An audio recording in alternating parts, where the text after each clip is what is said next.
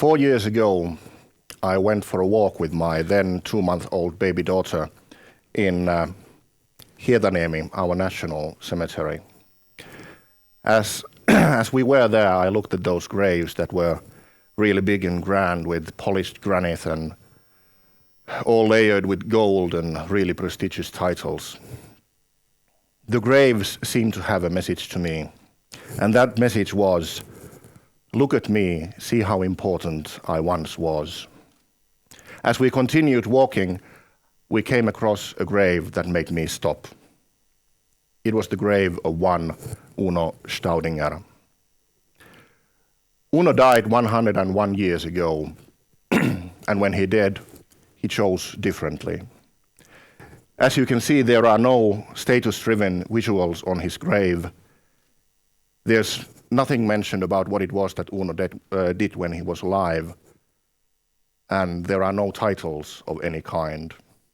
Yet still, even the clothes on the figures are buried under the blanket on their shoulders. Still, I felt that the grave was about Uno's life's work, the people most dear to him. There's his wife, Hannah, leaning on his right shoulder, and then there's their 3-year-old daughter, Ensi, standing between them, holding her parents' hands. Uno was one of the most successful entrepreneurs of his time in Finland. And getting to know Uno told me that most definitely Uno was 2.0. We live in a 2.0 world where the continuing restructuring of the global economy and the way the corporate lifestyle is continuously changing has people looking for freedom. And when people look for freedom, they often tend to look at entrepreneurship. My message to you today is that if you want freedom, entrepreneurship in itself is not enough. The 2.0 thinking is really a liberation movement within the liberation movement of entrepreneurship. It is a way of life where you live your life to your full potential. It's about growth, and most importantly, it's about letting go of what you ever thought that entrepreneurship was.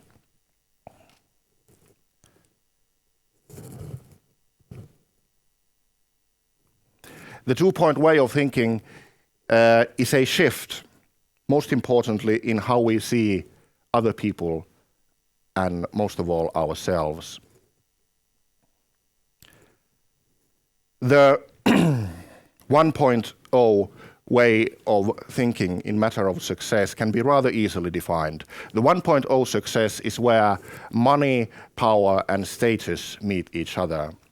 It's almost as if the 1.0 entrepreneur's most important thought would be, what do other people think of me? How do they see me and how do they see my success? That I will be successful when other people can see, feel, or enter the fruits of my success. Even to the point that I'll be happy when someone comes up to me and says, oh, you must be happy. But these are all things that other people give you. These are all things given from the outside in, meaning you have the money that gets you the status in the eyes of the others, and you have the power that you use on other people. Practically nothing is born from the inside out. The one bad thing about this definition of success is that it's very good in creating envy. Naturally, envy is a word that entrepreneurs often mention when they talk about the envy that other people might feel towards them. But I've rarely witnessed a more vicious kind of envy than that of between two 1.0 entrepreneurs. They are actually capable of feeling physical pain when they compare their success to that of a fellow entrepreneur. The problem is, if you feel that your success can be calculated, then it can be compared. And I tell you, the comparison will be ruthless. When at the same time the entrepreneurs would have the 2.0 luxury of turning to the French philosopher Montesquieu, who said, If we only wanted to be happy, it would be easy. But we want to be happier than other people. And that is difficult, since we think they are happier than they actually are. What Montesquieu is really saying is do not compare, because you don't know the whole story. I'll give you an example. That's my home. That's my actual living room. And that's the way me and most definitely my wife would want it to be seen. When someone comes over for a visit, that's the way it is. If I were to post a picture online, that's the kind of picture that I would post. We don't have much, but we have the 4 Alvarado chairs, so technically someone could envy us. But you know, when you live the reality of a family with 2 under 4-year-old children, the reality of our living room is this.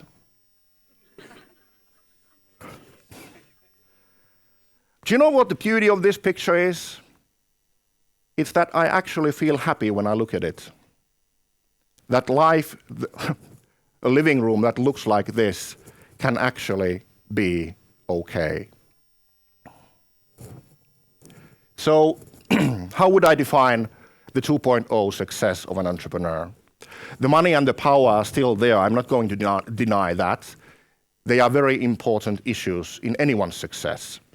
We've dropped the status, though, and brought in 10 other elements that define success, such as, for example, having time, spending the time with your friends, having a strong sense of purpose in the life that you live, and living a life of passion, both professionally and privately.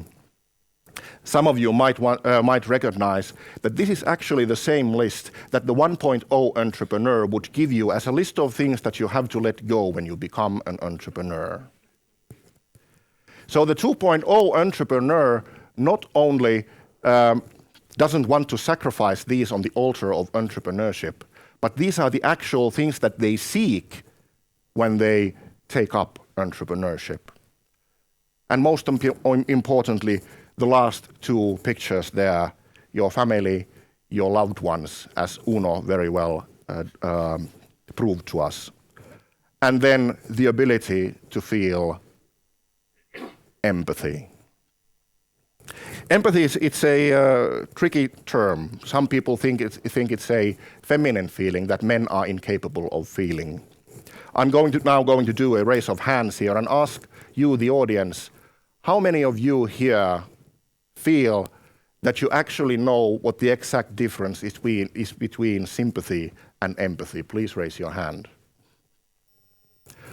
As only a few of you raised your hand, allow me to demonstrate. Here's a YouTube video of guys having fun skateboarding. Please observe carefully. Yeah.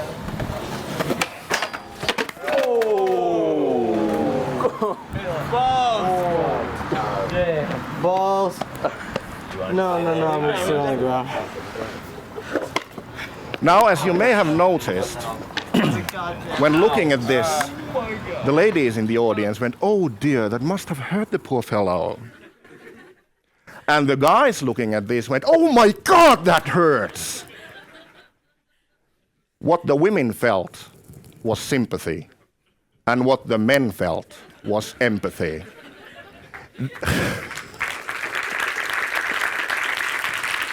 They were actually capable of feeling the pain that the boy was feeling. But why is it that I want to bring up empathy so big in this presentation? It is because I firmly believe that empathy is the one thing that allows a connection to form between 2 human beings. Imagine the 2 most powerful words of any language in the world, like the words of thank you or I'm sorry.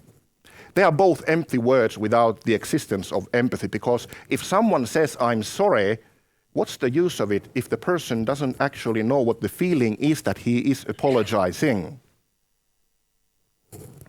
And this connection that empathy helps form, I believe, it's the single most important element in any definition of success. It is the one thing that keeps you from being alone in the universe, this connection. Empathy will also come in handy whenever you face failure. Failure is another term that is very common amongst the entrepreneurs. Usually they talk about failure in the way that it's something necessary on your way to success. But what I'm talking about is a more profound, final kind of failure. It's the fear of failure and the shame thereafter that can be lethal to an entrepreneur 1.0, because Entrepreneur 1.0 incorporates his actions with his persona and comes up with the sentence saying, "Oh my God, I have failed, therefore I am a failure, and I will be outcast into the shame." Whereas the Entrepreneur 2.0 would understand that I'm not my actions. Yes, I may have failed, but I'm not a failure. I can still keep my head up high and face other people. And when facing other people, this term comes up, authenticity. This is the term that compensates the loss of status from the 2.0 entrepreneur's list of success. You see, status is something that you put up in front of a person so that the real person won't be seen from behind all that gold and glitter. If you choose to let go of the status and you embrace the authenticity, again, connection can be formed. But this is, of course, a risky business, taking such a social risk. So I'll turn to the hero of our story again, Uno Staudinger. You see, Uno wasn't just an entrepreneur. Like it was common at his time, he was also a patron of the arts. Uno lived in the neoclassical era when art was basically all about Greek gods and angels and swords and shields and so on, pretty much like this. The most pompous stuff you could ever find in a flea market. So what does our 2.0 Uno do in a world like this? Well, he commissions a statue. He commissions a statue from the most revered of sculptures in Finland at that time, Emil Wikström, and he creates an outrage in the artistic community. Why? Because instead of the Greek gods and the angels and the swords and the shields, he commissions this. It is a life-size marble statue of their everyday life. It's Hannah giving a bath to Ensi. Uno wasn't interested in the status that people thought he should uphold as an entrepreneur. Uno was interested in authenticity, life as it is.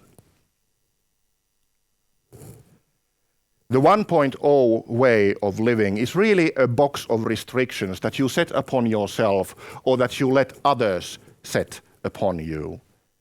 It's the kind of box that keeps you from being who you are, and most importantly, it's the box that keeps you from becoming the entrepreneur that you could be. In the 2.0 world, there is no box. There cannot be a box if you are interested in living your life to the fullest of your potential. What do you reckon Uno Staudinger would have to say about living your life as good as it ever could be? As I don't have the answer to that question, I can only provide you with my own, since I wondered about this question. And it's that I want to live my life so that my final words won't be, "I would have had so much more to give." And the question I'll leave you with tonight is this. Imagine 101 years after your own death, a father and a baby come walking by your grave. Will it make them stop? And if so, what's the life like that they are looking? Thank you.